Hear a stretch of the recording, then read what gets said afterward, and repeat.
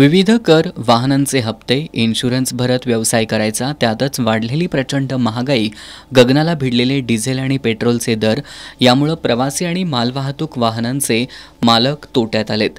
अशातच आता वेळेत पासिंग न झालेल्या प्रवासी आणि मालवाहतूक वाहनांसाठी दररोज 50 रुपये विलंब शुल्क आकारलं जावं असं परिपत्रक परिवहन आयुक्त कार्यालयानं काढलंय।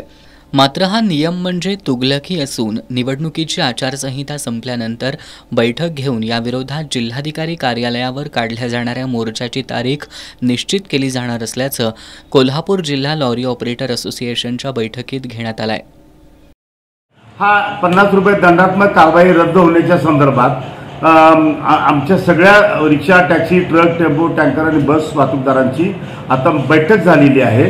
या बैठकीमध्ये पुढील विचार विनिमय करून दिवस ठरवला जाईल आणि दसरा चौकातून कलेक्टर ऑफिस आणि त्याचबरोबर आरटीओ ऑफिसला आम्ही आपल्या वाहनासकट मोर्चाने जाऊन निवेदन देण्याचं ठरलेलं आहे।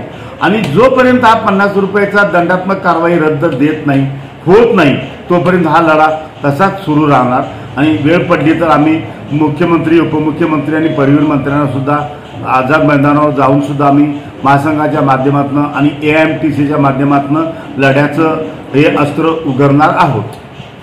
अशा प्रकारची दंडात्मक कारवाई करून प्रवासी आणि मालवाहतूक व्यवसाय संपवण्याचा डाव सरकार करत असल्याचा आरोप यावेळी करण्यात आला।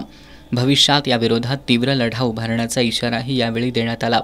बैठकीला कोल्हापूर डिस्ट्रिक्ट लॉरी ऑपरेटर्स असोसिएशनचे उपाध्यक्ष भाऊ घोगळे, प्रकाश केसरकर, विजय भोसले, विलास पाटील यांच्यासह कोल्हापूर स्वाभिमानी मालवाहतूक संघटना, Shiroli Nagaon transport association, Shiroli tempo association, Kolhapur जिल्हा वाळू वाहतूक संघटना, आदर्श टेम्पो युनियन अशा विविध संघटनांचे पदाधिकारी उपस्थित होते।